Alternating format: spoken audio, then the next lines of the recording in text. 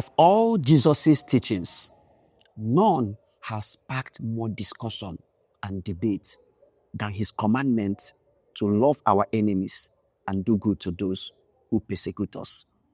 Let me share a story that recently challenged my understanding of this teaching. Recently, I read a story that made me both happy and sad at the same time. The story is about a man who drives a heavy-duty truck. One day, this man left his house very early in the morning. He was not able to eat before leaving for work. Around afternoon, after a long grind in his place of work, the man became hungry and needed to wind down with a good meal. So, he drove down to a local restaurant within his workspace to have his lunch. Few minutes after his meal was served, something very shocking and dramatic happened. About 6 boys riding on a motorcycles stormed the restaurant and moved straight to where the man was eating without any provocation. They pounced on the man, hit him violently on the face, and poured his food on the floor. Other customers in the restaurant could not hide their outrage over the senseless violence unfolding before them. The boys were brazen and daring. They kept mocking the man and challenging him to a fight. The man, knowing that he didn't stand a chance because the boys were many, so the man felt he was outnumbered. So what did he do? He simply ignored them and refused to fight back. Eventually, the man left the restaurant without incident. People felt maybe he had allowed the matter to slide. However, what the man did next brought an interesting twist to the whole saga. The man mounted his truck, turned on the ignition, and positioned his truck towards the 6 motorcycles those boys came with. He ran over them, crushing every single one of them in one breath of retaliation. The moment this happened, everybody in the restaurant went wide with feeling of relief. Somebody described it as the sweetest revenge. On my part, I couldn't hide my joy and satisfaction over the manner the man made those boys pay for their action. In fact, when I read the part where he crushed those motorcycles, I muttered under my breath, "Good riddance to bad rubbish." Then, all of a sudden, like a jolt from nowhere, a wave of sadness washed over me, prompting deeper reflection. And I began to ask myself, why did this act of revenge feel so right? Why did it suit my spirit? And how could I reconcile these feelings with Christ's teaching of loving our enemies? These are deep questions that must not be ignored. These questions strike at the heart of human nature. Psychology tells us that revenge provides a sense of closure, a feeling that an unpleasant experience has concluded, allowing us to move forward. So we must acknowledge an uncomfortable truth, and that truth is this: humans are not naturally wired to forgive. Our instinct is revenge, an eye for an eye, tit for tat. There is no such thing as forgiveness in nature. The elements are blind and the laws of nature inexorable. Famine, droughts, diseases, starvation make no exceptions for the virtuous or the penitent. Now the question is, how then is forgiveness possible? How can we respond to the words that command us to love our enemies and pray for those who hate us? This is what I want us to learn today. If you have ever felt happy when an enemy or a wicked man is made to pay for his wickedness, then consider this a learning moment for you as well. To forgive is a conscious decision to rise above our animal nature. It is to be sons of the Most High, for he himself is kind to the ungrateful and wicked. Forgiveness is the only virtue that can raise our nature above our base disposition. It is only forgiveness that can lift our nature to the level of divinity. When we forgive, we exercise a divine quality, becoming more like our Heavenly Father, who shows kindness even to the ungrateful and wicked. As the saying goes, to err is human, to forgive is divine. Therefore, it takes more than human disposition to forgive, because forgiveness is not rooted in our nature. When you forgive, you exercise a quality that is almost akin to that of divinity. Revenge can be sweet, no doubt. Revenge can be fulfilling. In fact, there is this closure or feeling that comes with knowing that you have gotten even with your enemy. But the only thing you can achieve when you pursue revenge is to remain at your base level, and that level where you are the same with animals, a nature that is not disposed to forgive. But if you ever achieve the disposition to forgive, you are operating at a very high level. I have had encounters with people who told me how difficult it is for them to forgive. But I want to tell you something today. When it comes to forgiveness, I want you to know this. The battle we are fighting is not to defeat our enemies. If it were to defeat our enemies, I tell you, it would have been a very simple and easy battle. But the battle we are fighting is never to become like our enemies. And it is one of the most difficult battles one can ever win. The battle not to become the very thing you hated is a very difficult battle. I want to share the story of a woman whose husband was given to adultery. This woman has been meeting people to help her to talk to her husband. She has met with her husband people. She has met with her own people. She has met with her priest. She has practically done everything to get her husband to change his wayward lifestyle. But every effort she made, every intervention proved futile. Eventually, this woman felt, no, I think I've had enough. She went to her priest and told her priest that she is no longer ready to cry for her husband. In fact, she told her priest that she had decided on what to do. And the priest, curious, asked her, what have you decided to do?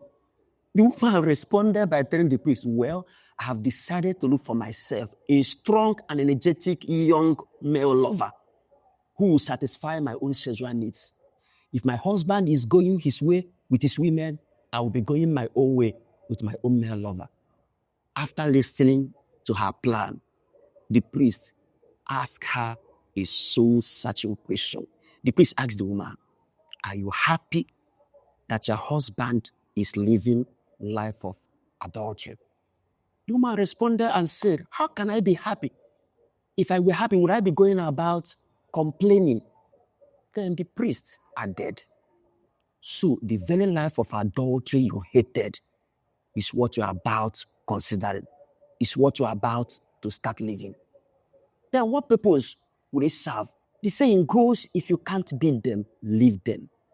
But in your own case, because you couldn't build them, you have chosen to join them. The priest concluded by telling her, you have ended up dragging yourself down to the level of your husband.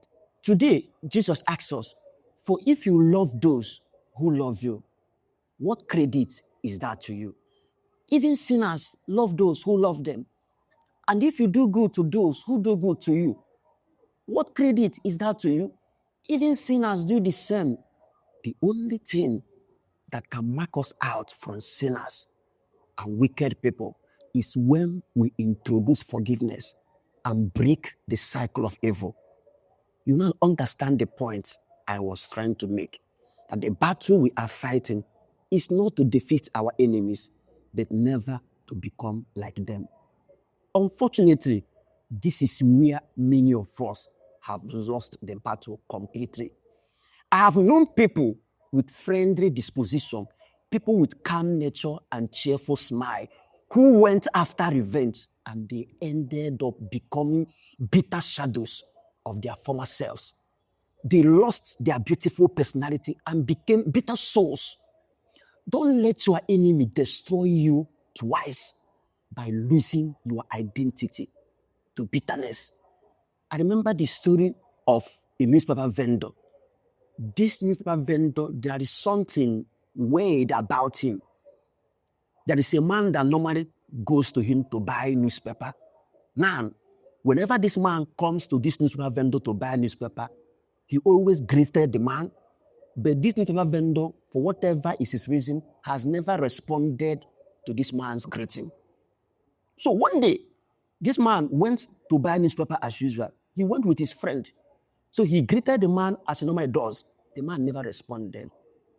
So he bought the newspaper and they left. As they were going, his friend asked him, why didn't that man respond to your greeting? And he told the friend, oh, that man, he has never responded to my greeting.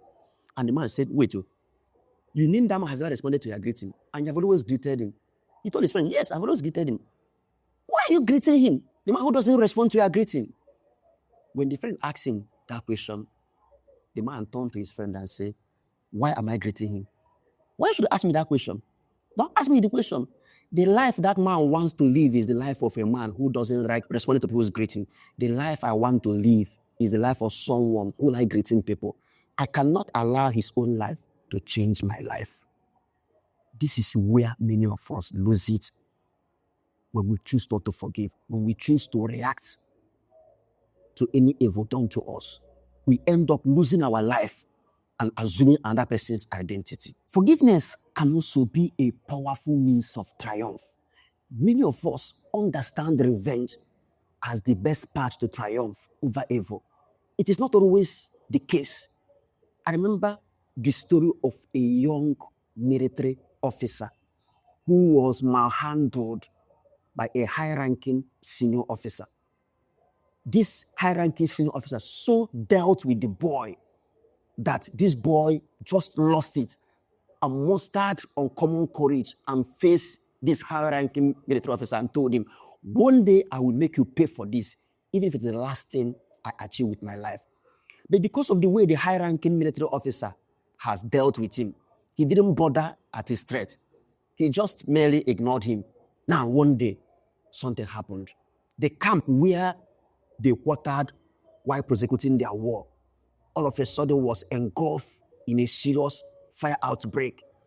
As the fire was raging, people were running to safety, and this high-ranking officer was trapped in a fire. As he was struggling, from the haze of the smoke, he saw a man coming towards him. When he looked enough, he discovered that the man coming towards him was the junior officer he so malhandled. When he saw the boy coming, he felt this is the end of the road.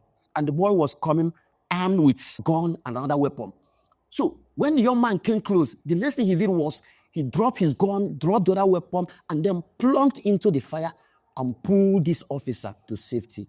When he pulled the officer to safety, the officer could not believe this. This officer held this boy, gripped him tightly on both legs, and was crying like a baby. An officer who has been toughened by war, a man whom maybe the last time he ever cried was when he was a baby, was crying like a baby in the face of this boy. This goes to tell us that forgiveness is not always, forgiveness can be a powerful means of triumph. That is when you break the heart of your enemy. You tell your enemy, I am not petty like you. You tell your enemy, I don't behave the way you do. We saw how it happened between Saul and David today. In fact, the mercy of David spoke so eloquently than any revenge could do. Let's see how Saul reacted when David forgave him. Saul asked David, is that your voice, David, my son? And he wept aloud. You are more righteous than I, he said. You have treated me well, but I have treated you badly. You have just now told me about the good you did to me. The Lord delivered me into your hands, but you did not kill me. Forgiveness can break the heart of your enemy. And then you achieve two things. You free your heart of bitterness, and you tell your enemy, I am not petty like you. Remember David's treatment of Saul in today's first reading. His mercy spoke louder than any act of revenge could have. You see, when Saul was pursuing David from cave to cave, from bush path to bush path, David was running for his dear life. And then one day, Saul was sleeping in a cave, unbeknownst of the danger around, and David came close to where he was sleeping. David's man told David, let's deal with him. David said, no, I cannot hurt God's anointed. But David did something that was striking. He caught the hem of his garment and went to a far-off place and called back to Saul and said, Saul, today God handed me over to you. I almost killed you, but I spared your life. The moment David said this thing to Saul, Saul could not believe his ears. Saul asked David, is that your voice, David, my son? And Saul said, who has ever seen his enemy and spared him? Today, God handed me over to you and he spared my life.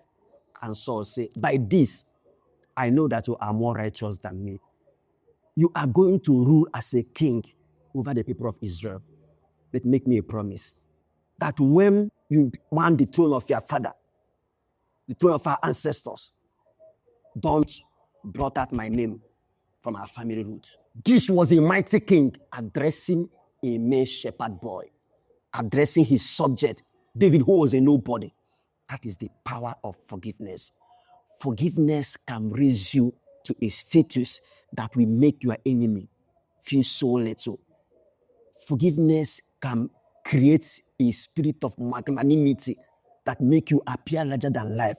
That was the point David made to Saul today by forgiving him. In fact, forgiveness introduces into the logic of interpersonal encounter what Jonathan Sachs, a Jewish rabbi, described as the unpredictability of grace. This is when you disappoint your enemy. When your enemy expects revenge, an eye for an eye, you do the path of forgiveness. Your enemy is left confused. You become unpredictable. That is the power of grace at work. In a world where there is no forgiveness, there is no future. If I pluck your eyes and you pluck my own, another plucks another's eyes and the person plucks back, before you know it, everybody will become blind. And the whole world will be consumed by the cycle of violence. Forgiveness breaks the cycle. It represents a decision not to do what instinct and passion or just to do. Forgiveness answers hate with a refusal to hate back. Forgiveness means that we are not destined to endlessly replay the grievances of yesterday. It is ability to live with the past without being held captive by the past. It is about an action that is not a reaction. Forgiveness, for me, is the most compelling testimony to human freedom. It is the refusal to be defined by circumstances. Forgiveness is a path to freedom and the refusal to be held captive by memory. This was actually what happened in 1994 in South Africa in the aftermath of the apartheid injustice and crimes. Everybody in South Africa was calling for the prosecution of all those who were part of the apartheid injustice, especially the military, the soldiers who committed terrible atrocities. As the baying sound for the blood of the perpetrators of the apartheid system was going on, Nelson Mandela and Desmond Tutu, the Anglican Bishop of Cape Town, were seen beyond the cry for revenge. They looked into the economy of their country and they realized that the economy was a shambles. To prosecute the criminals would warrant channeling the remaining resources into payment of lawyers that will prosecute them and then filling them while in prison. The reason that areas like education, housing, food, and health sector are in urgent need for attention. They concluded that if South Africa should toe the path of revenge, then it means there will be no future. Eventually, they instituted the Truth and Reconciliation Commission, where all the criminals who were part of the apartheid injustice were expected to come, confess their crime, apologize to their victims before being granted state pardon. Today, South Africa is one of the, if not the biggest economy in Africa. But there is another country that has a terrible revenge system. That country has remained on her knees till date. The country of Albania, southeastern Europe, the Balkan Peninsula. The people of this country have a venerable tradition of vendetta called Kanun, a kind of a blood feud. This is what Kanun entails. If a man commits murder, his victim's family can kill any one of his male relatives in revenge. If a boy, for instance, has the misfortune of being the son or brother of a murderer, that boy must spend his days and nights hiding, forgoing a proper education, adequate health care, and pleasures of normal life. Untold numbers of Albanian men and boys live as prisoners of their homes. Even now, sadly, the record ranks Albania as one of the poorest countries in the world. Those men and boys who are currently prisoners in their homes could have added to the country's labor force if they had gone to school and gotten educated or trained as professionals or learned one skill or the other. Unfortunately, a revenge system that rejects forgiveness has kept those men and boys inside their homes, thereby robbing the country of their contribution to the economy if they had lived a productive life. If we don't practice forgiveness, the quest for revenge may likely consume all of us. I have known peaceful family where one person offended a member and the whole family was consumed by the quest for revenge. Today, there are families that are embroiled in endless legal cases, paying lawyers millions upon millions, cases being adjourned every now and then. If you don't do the path of forgiveness, there could be no future. The money you could have used to build a house, to train your children, or develop your land is being used to pay lawyers because you want to achieve a revenge that may not likely bring much to your life. Some people have even died without achieving what they went after. Forgiveness can be difficult, no doubt, but trust me, revenge can cost you more. And to forgive is not weakness. A man once said that forgiveness is the attribute of the strong, for the weak cannot forgive. So it is not weakness to forgive. It is strength of character. It is heroism. I want to end with the prayer of a victim of the worst human cruelty in the world. The prayer goes like this: Lord, remember not only the men and women of goodwill, but those of ill will. But do not remember all of the sufferings they have inflicted upon us. Instead, remember the fruits we have borne because of this suffering, our fellowship, our loyalty to one another, our humility, our courage, our generosity, the greatness of heart that has grown from this trouble. When our persecutors come to be judged by you, let all these fruits that we have borne be their forgiveness. This prayer was not written by an elderly nun who perhaps maybe ended her days in peace in monastery. This prayer was found inside the pocket of a dead child in a concentration camp during Hitler's Nazi regime in Europe. It was probably written by someone who passed through literal hell. What can be more heroic than this. Forgiveness is power. It is divine. May God help us to develop this power. Peace be with you.